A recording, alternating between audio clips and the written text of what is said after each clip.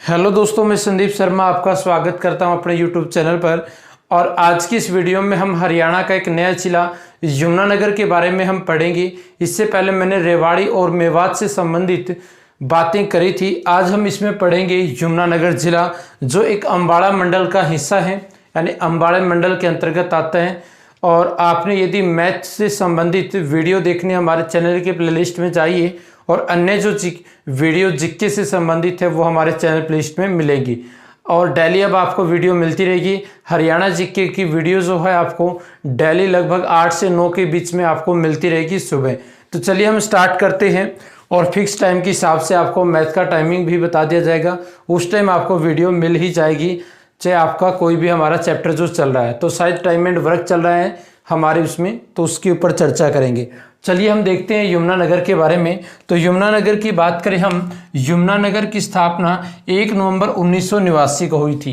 1 नवंबर 1989 को हमारा यमुनानगर जिला बना था। और यमुनानगर अम्बाड़ा मंडल का हिस्सा है। टोटल हमारे 6 मंडल हैं। तो चलिए हम बात करते हैं अक्षेत्रफल। अक्षेत्रफल 1756 वर्ग किलोमीटर इसका अक्षेत्रफल है। तो ध्यान रखना बच्चों कि जो हमारे जिले हैं हरियाणा के, उनकी स्थापना आपसे एग्जाम में पूछी जाती है। एरिया से संबंधित और जनसंख्या से संबंधित जो भी आंकड़े पूछे जाते हैं, मैंने एक वीडियो डाली हुई है चैनल के ऊपर, आप वहां जाकर उसको देखिए, ठीक है, जिसमें मैंने भारत से संबंधित भी और हरियाणा से संबंधित भी है। एक वीडियो और आएगी जनसंख्या और क्षेत्रफल के ऊपर, उसको भी हम देखेंगे। उससे बाहर क्षेत्रफल और जनसंख्या में हरियाणा से कोई भी क्वेश्चंस बाहर नहीं होगा। तो चलिए, ये मैं बातें आपको जब जिला पढ़ा रहा हूं तो उससे संबंधित कुछ से बातें याद होनी चाहिए। यदि मान लीजिए आप बड़े एग्जाम की तैयारी कर रहे हैं, HPSC लेवल की, तो इंटरव्यू वगैरह फेस करते, तो उस टाइम ये आंकड़े जरूरी बन जाते हैं आपकी। तो चलिए हम बात करते हैं। क्षेत्रफल जो है वो कितना, इसका 1756 वर्ग किलोमीटर है। बात करें यमुनानगर की साक्षरता दर, वो कितनी है हमारी, 78% है। जनसंख्या घनत्व 1 वर्ग किलोमीटर में कितने लोग निवास कर सकते हैं, जनसंख्या और क्षेत्रफल दोनों पे डिपेंड होता है। तो 687, ठीक है, 687 है। लिंगानुपात 1000 पुरुषों के पीछे 877 महिलाएं आती है यमुनानगर में। तो आपने ये भी पॉइंट्स यहाँ पर ध्यान में रखना है। आगे हम बात करें मध्यकालीन जो युग था, मध्यकालीन युग को लगभग हम 712 से लेकर लगभग अंग्रेजों के आगमन तक का जो कार्यकाल है, उसमें हम क्या पढ़ते हैं बच्चों, मध्यकालीन भारत पढ़ते हैं। तो इस मध्यकालीन की बात करें तो मध्यकालीन भारत में यमुनानगर को अब्दुल्लापुर मंडी के नाम से जाना जाता था। एक प्रमुख मंडी हुआ करती थी और इसका नाम अब्दुल्लापुर था। ये पॉइंट्स आप ध्यान में रखना। इसी से सटा हुआ एक शहर आता है जगाधरी, और जगाधरी का वर्णन हमारे महाभारत में भी मिलता है। और महाभारत में इसको यागेंद्र या यागेंद्री के नाम से जाना जाता है। यागेंद्र और यागेंद्री, यानी जगाधरी का पुराना नाम आपसे पूछा जाए तो आप आंसर देंगे यागेंद्र या यागेंद्री, ठीक है, जो क्या है लगभग यमुनानगर के अंतर्गत ही आता है। लगभग थोड़ा सा फैसला लगभग 5-6 किलोमीटर का ही, ठीक है। इसलिए यमुनानगर और जगाधरी, यमुनानगर भी प्रमुख हो गया और जगाधरी भी। यमुनानगर तो एक डिस्ट्रिक्ट यानी जिला हो गया, और जगाधरी वहाँ का एक सबसे प्रमुख शहर है। तो इसलिए इन दोनों शहरों को जुड़वा शहर भी कहा जाता है। ये HSSC पूछ चुकी है, बताइए हरियाणा में जुड़वा शहर किसे कहा जाता है, तो आंसर देंगे यमुनानगर और जगाधरी को कहा जाता है। यमुनानगर के कुछ उपनाम है, यानी यहाँ पर कुछ प्रमुख चीजें हैं, उससे इसका नाम पड़ता है। तो ये कागज के लिए प्रसिद्ध है, इसलिए यमुनानगर को पेपर सिटी कहा जाता है। उसके बाद इसे शुगर सिटी भी कहा जाता है। ऑप्शन में यमुनानगर शुगर सिटी ना दे रखा हो तो आपको फरीदाबाद मिलेगा, वो भी आप ध्यान में रखना। उसके बाद ग्रीन सिटी भी किसे कहा जाता है, यमुनानगर। 3 उपनाम ध्यान में रखना, शुगर सिटी, पेपर सिटी और ग्रीन सिटी भी कहा जाता है। पिंक सिटी फतेहाबाद को कहा जाता है। तो ये बातें आपने ध्यान में रखना है। अब हम बात करते हैं कि जो यमुनानगर है कौन से मंडल के अंतर्गत आता है, तो यमुनानगर अम्बाड़ा मंडल में आता है भी, अम्बाड़ा मंडल। और अम्बाड़ा से जो MP है हमारे, यानी MP है वो कौन है, रतनलाल कटारिया। रतनलाल कटारिया जो है वो MP है। ये क्यों बता रहा हूं, क्योंकि यमुनानगर मंडल किस में आता है, तो आप आंसर देंगे अम्बाड़ा। लोकसभा क्षेत्र पूछा जाए तो भी आंसर क्या आएगा, अम्बाड़ा ही आएगा। लोकसभा क्षेत्र और मंडल और पुलिस रेंज में पूछा जाए यमुनानगर किस पुलिस रेंज के अंतर्गत आता है, तो आंसर होगा अम्बाड़ा पुलिस रेंज में आता है। ठीक है, अम्बाड़ा पुलिस रेंज में आएगा, अम्बाड़ा ही मंडल में आएगा और अम्बाड़ा ही लोकसभा क्षेत्र में। तो यहाँ के जो एमपी है यानी सांसद है रतन लाल कटारिया, जो बीजेपी पार्टी से संबंध रखते हैं। उसके बाद हम बात करते हैं यमुनानगर में उपमंडल तहसीलों की बात। बिल्कुल आपको ऑर्डर वाइज यहाँ पर सजाया गया है, तो देखिए इनको हम पढ़ लेते हैं, जान लेते हैं इनके बारे में। इनके लिए आप साथ साथ नोट्स बनाते रहिए। तो देखिए सबसे पहले हम बात करते हैं उपमंडल। तो यमुनानगर जो है, यमुनानगर के अंदर 3 उपमंडल है, पहले 2 हुआ करते थे, 2016 में एक और नया बना था। उपमंडल कौन कौन से, एक जगाधरी है, बिलासपुर है और रांदौर है। ठीक है, बिलासपुर, रांदौर और जगाधरी 3 क्या है इसके अंदर उपमंडल हैं, और रांदौर 2016 में इसका उपमंडल बना था। उसके बाद हम बात करते हैं तहसीलें। जो आपने उपमंडल पढ़े हैं कौन कौन से, जगाधरी, बिलासपुर और रांदौर, ये तीनों जोड़ के एक छजरौली भी जोड़ देना आपने। छजरौली जो आपके हरियाणा का चेरापूंजी भी कहलाता है, इसके बारे में आगे चर्चा करेंगे छजरौली के बारे में। तो जगाधरी, बिलासपुर, रांदौर और छजरौली ये हमारे क्या हैं, यमुनानगर की तहसीलें हैं। तो ये बातें आपने यहाँ पर ध्यान में रखनी बच्चों। चलिए, और रांदौर है जो तहसील भी क्या है 2016 में बनी है। ठीक है, उपमंडल भी बना है और ये तहसील भी बनी है। उसके बाद हम देखते हैं उप तहसीलें कौन कौन सी हैं। उप तहसीलें में सडोरा, मुस्तफाबाद का नया नाम सरस्वती नगर कर दिया गया है, और खरजाबाद जिसको प्रताप नगर के नाम से अब जाना जाता है। तो यानी उप तहसीलें कितनी होगी, 3 होगी, साडोरा, मुस्तफाबाद यानी सरस्वती नगर और आपका खरीजाबाद यानी प्रताप नगर। तो ये हमारे क्या है, यमुनानगर की उप तहसीलें हैं। उसके बाद हम बात करें खंड। तो खंड कितने, यहाँ पर टोटल 7 खंड है, और 7 खंड कौन कौन से होंगे, तो आपने जितनी भी तहसीलें लिखी हैं यानी जगाधरी, बिलासपुर, रांदौर और छछरौली, ये हमारे खंड भी हैं यमुनानगर की। सडोरा, मुस्तफाबाद और खरीजाबाद यानी तहसील और उप तहसील से मिलकर क्या बन गई, खंड बन गई। तो आपने ये ध्यान में रखना, 3 तो हैं उप तहसीलें और 4 हैं तहसीलें, और इन 7 से हमारे 7 के साथ क्या है, खंड भी हैं। और मुस्तफाबाद को सरस्वती नगर और खरीजाबाद को प्रताप नगर। बिल्कुल ऑर्डर वाइज है, कोई दिक्कत नहीं, 3-4 बार आप इनको दोहराइए और आपके आसानी से याद हो जाएंगी। तो आपसे कभी भी HSSC खंड भी पूछ ले, तो यदि आपने हमारे चैनल की वीडियो देखी है तो आपको हर चीज़ का पता होगा भी कौन सा खंड कौन से ज़िले में है। बस इनको रिपीट करिए आप। चलिए आगे हम बात करते हैं ग्राम पंचायत। तो ग्राम पंचायत के यहाँ पर 2 आंकड़े बनते हैं, लेकिन इस बात को आपने ध्यान में रखना है कि सबसे ज़्यादा गांव कौन से ज़िले में है, तो आंसर आएगा यमुनानगर, जिसमें 655 गांव आते हैं, सबसे ज़्यादा गांव की संख्या। यदि प्रशासनिक जांच से हमने देखा है वहाँ पर इसमें 473 ग्राम पंचायतें बताई गई हैं, लेकिन आपको यदि 473 ना दे रखा तो 636 ये आपसे आंकड़ा हो सकता है। तो 636 ग्राम पंचायतें, इस बात को ध्यान में रखना कि जितने गांव होते हैं उतने ग्राम पंचायत होना जरूरी नहीं है। 2 गांव से मिलकर भी एक ग्राम पंचायत का गठन किया जा सकता है। ये हम बात करते हैं संविधान का भाग 9 आर्टिकल 243 में इन बातों का वर्णन दिया गया है। उसके बाद हम देखें पंचायत समिति। पंचायत समिति कितनी है, यमुनानगर में 7। जिला परिषद कितने हमारे, 18 हैं। जिला परिषद 18 है, इस बात को ध्यान में रखना।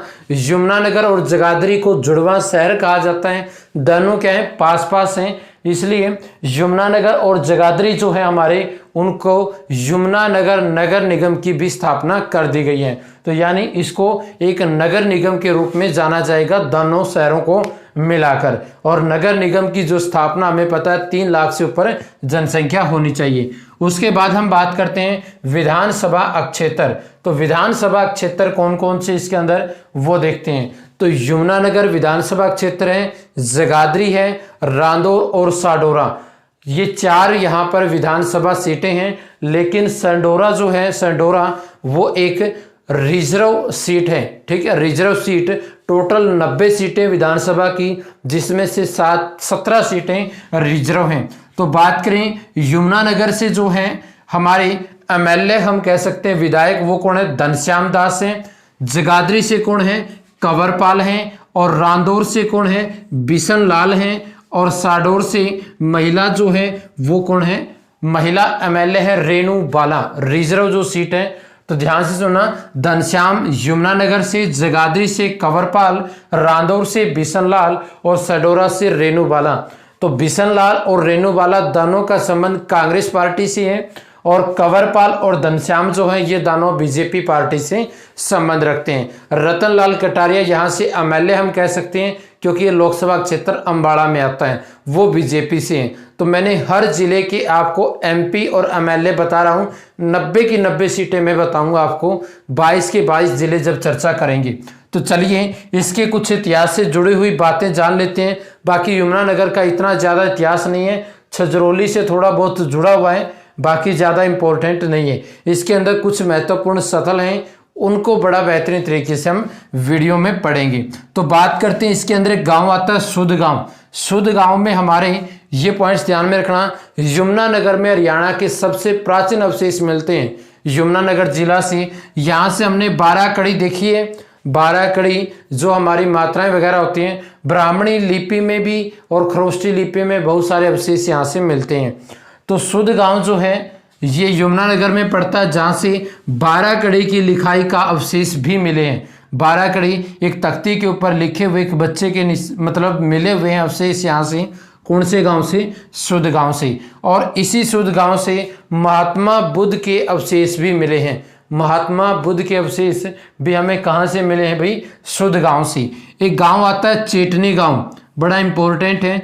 चेटनी गांव में महात्मा बुद्ध का स्तूप भी है और वहां से हमें महात्मा बुद्ध या हम कह सकते हैं बौद्ध धर्म का प्रमुख केंद्र रहा है चेटनी गांव। यहाँ से बताया जाता है कि महात्मा बुद्ध के नाखून और बालों के अवशेष हमें कहाँ से मिले हैं, चेटनी गांव से मिले हैं। और चेटनी गांव की बात करें हम, यहाँ से हरियाणा, ठीक है, हरियाणा का सबसे बड़ा स्तूप हम कह सकते हैं जिसको चेटनी का स्तूप ही कहा जाता है, जो सम्राट अशोक के द्वारा बनाया गया था।